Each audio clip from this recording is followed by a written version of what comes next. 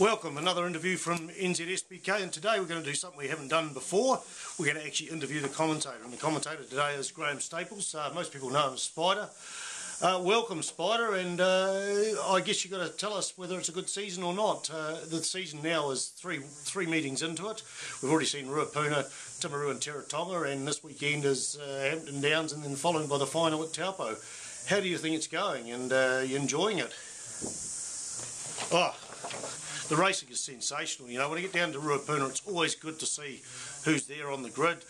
We were a bit spoilt with the Tri-Series early on, because the Tri-Series does give us an indication on how people are performing, and so Ruapuna, you sort of know who's on form and that, but not everyone have done Ruapuna. Tri-Series, okay, so some of those people that are not familiar with the New Zealand Superbike format during the year, the Tri-Series, can you explain a bit about that, please, Spider? Yeah, well, this Wongi Motorcycle Club initiated a few years ago. The big Boxing Day meeting is on the 26th, Boxing Day, day after Christmas every year. They decided to have a meeting before to sort of get everyone up to speed. It evolved into a Tri-Series, so it was Hampton Downs first, then Mansfield, and then it was to the Cemetery Circuit for the final of the Tri-Series. And some people, most of the Superbike riders did the actual first round at Hampton Downs, but not everyone followed through on the other two circuits. Thank you. Yeah, that just gives an indication of what's going on, because not everyone is familiar with what's going on. Yeah, no worries. Anyway, back to Ruapuna. 19 bikes on the Superbike grid, but the amazing race to watch, I think, as well, was the Pro Light 250 class, and that was just outstanding. Last year we had 6 riders there, in amongst it was a class within a class. This year there was enough for 19 bikes on the grid, and the current national champion Seth Devereaux was there. Didn't have it all his own way. Ruapuna, look, it's a great track to watch, because you can see the whole track all at once. You know, you can look across, there's no hidden spots. Okay, you've got to be sharp on your game to watch bikes coming in backwards and forwards, but there was 2 classes there that had 0.02 of a second separating first and second during the day.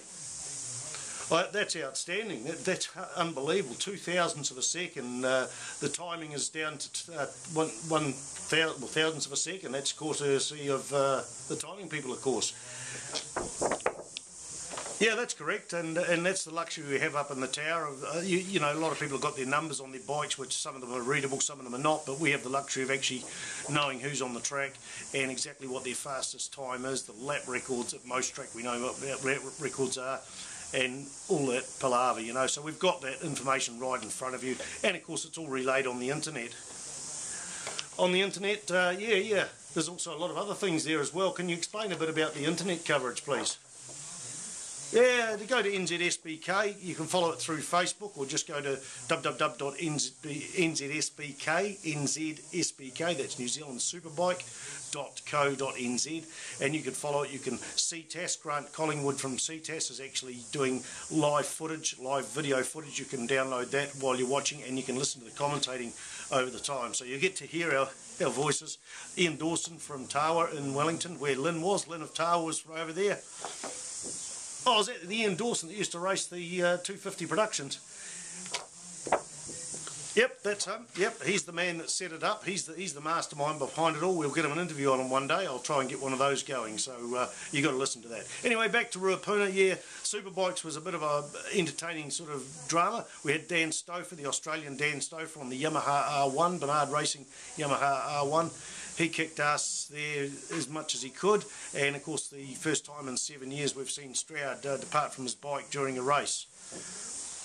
A race, yeah, that was the Superbike race, I believe, and in fact it's 7 years since he's crashed anything. He crashed a 600 back in 05, I think it was. Yep, that's right. He crashed the 600 at Timaru at levels in I don't even know whether it was a practice session or race, but so the Superbikes were quite a big fight. The Honda boys were doing pretty well. They were on older machinery. Craig Sheriffs was back on form, although not up the sharp end. Sloane Frost had a bit of ins and outs there. Sloane Frost on the BMW S1000R, I think from memory he blew an engine. So all the way through the racing was pretty spectacular. The New Zealand Grand Prix was a bit of a controversial one, because Andrew Stroud had crashed, then it got restarted, red flagged because of another incident there. Andrew went out and restarted, but you can read about that in the history books, and you can scroll back through NZSBK and have a look at the history for that. Other classes that were spectacular was the 250 class, of course, the fighting going on there. Young Sam Croft from Kapiti was giving Seth Devereaux for a run for the money. In fact, Seth Devereaux was given in a run for the money because Sam Croft was the winning man there, and Devereaux was doing more crashing than most other people at the track on the day. Other classes, Spider, you know, how did the other classes go? There was the Superlight, the Formula 3, and of course the 600 class. 600 class is always spectacular. There's Dennis Charlotte, the local man. Glenn Scatchell was having a bit of a struggle, and the Hoogenboozem boys were certainly putting on a good show. I had a particular eye on, well, I wouldn't say a newcomer, certainly not a newcomer, but Avalon Biddle. She was charging hard on her newly acquired Honda CBR 600 for the Taupo Wolfpack racing team. She was getting to grips with that machine. So the 600 was spectacular, and of course we saw Jason Easton come down on a one-off appearance, and he showed us how to win the New Zealand Grand Prix on his Tigcraft 450. So Jason's not competing in any of the other rounds?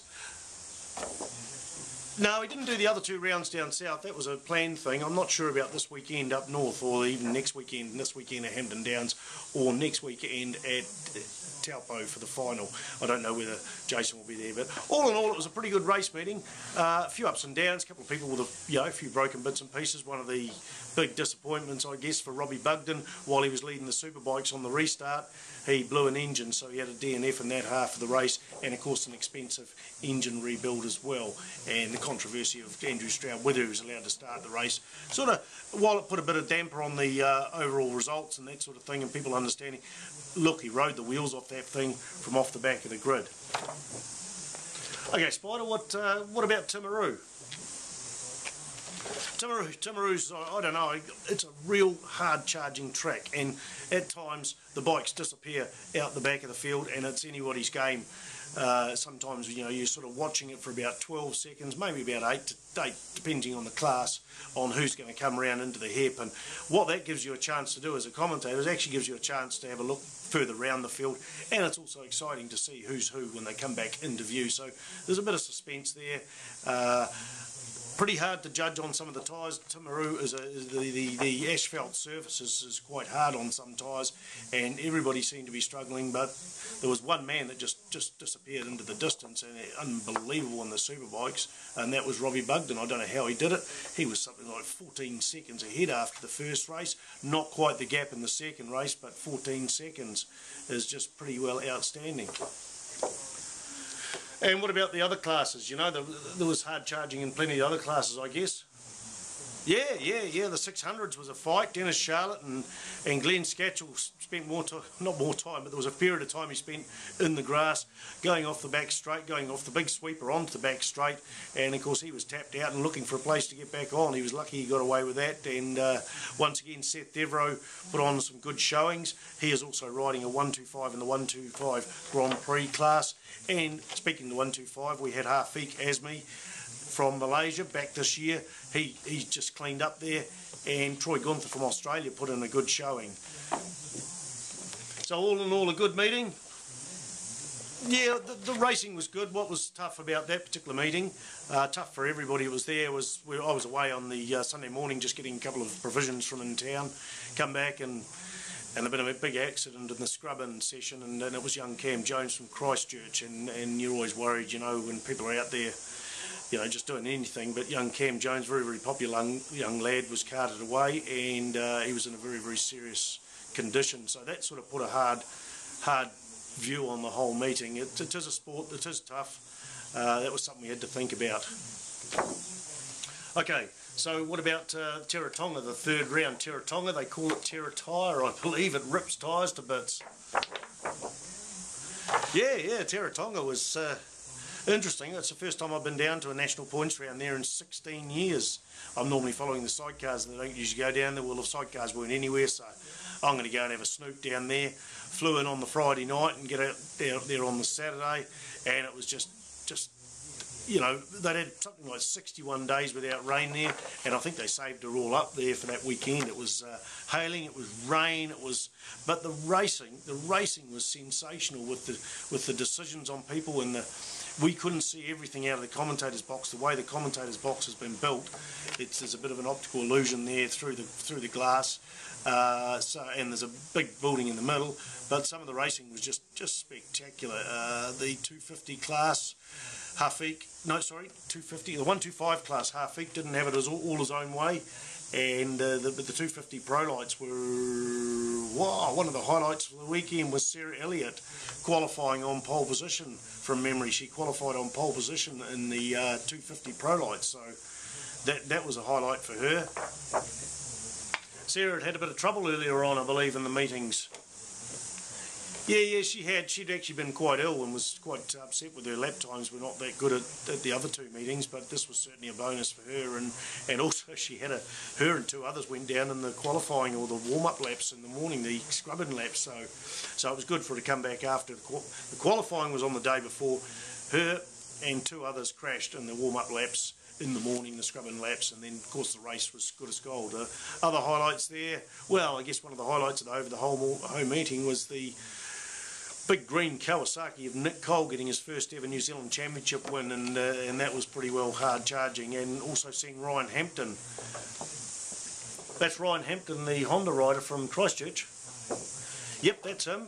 Him and Stroud absolutely matched lap times there in the first part of the race, in the first Superbike race there by down to the thousandths of a second. It was a hell of a race until after about 4 or 5 laps Ryan made a mistake coming onto the front straight and high-sided, and the place was red flagged. I'll tell you who the hard man is from that thing, harder than a witch, is Robbie Bugden. Robbie Bugden had a big crash in the practice on the Saturday, and it was huge. It was huge. He just destroyed another bike because he'd already destroyed a bike that morning, engine-wise. And how he got back up I saw him go down. It was a huge bang. How he got back up and rode and got out into the front as well in that class is just unbelievable. This man is a very hard charger. So overall the meeting was pretty good fun. The highs and lows, the rain. Stroudy made a big mistake.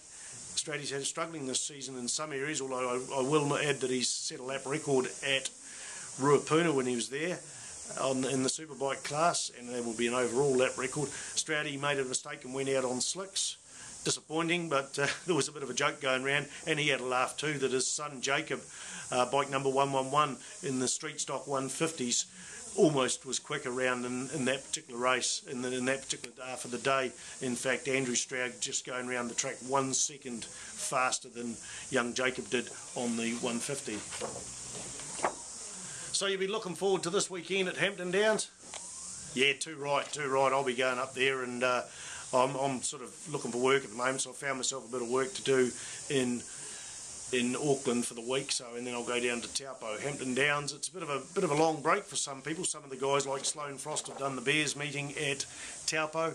Otherwise, some of them haven't been race fit and ride fit. So hopefully some of them got to the track and done that. John Ross is one exception. John Ross broke his wrist at the Bears meeting, and he will be out. He was a hard charger in both Superbikes and 600s as well. So it is very disappointing to see John sidelined with a broken wrist. Yeah, okay, so he's the only person doing 600s and Superbikes? No, there's the Rhesus monkey, we call him, Rhys Holmes from Caddy. He's out there on a BMW S1000R and a 600 Yamaha as well, so he's the only Iron Man out there at the moment. So yeah, there was the two of them, but John Ross has gone down. The rest of the racing, it'll be good to see young Tyler Lincoln on a 125 Grand Prix bike, Halfeek Asme, who has won most of the races, but not all the races in the 125 class. Couldn't come back for the rest of the season. He's done the 3 South Island rounds. That bike is now under the guidance of Stevie Bagshaw, Dr. Steve Bagshaw, Moto Academy. He has lent that or leased it out to Tyler Lincoln from the Hawke's Bay. Tyler's a very good and very able street stock 150 rider, so I think he's going to be doing both classes as well. So that'll be something interesting for the whole weekend. So I'm looking forward to it, I tell you. Alright then, thank you Graham, and on behalf of NZSBK we thank you that you've taken the time to out of your busy schedule of being unemployed and not doing much, whatever you do. Thank you for the interview. Cheers.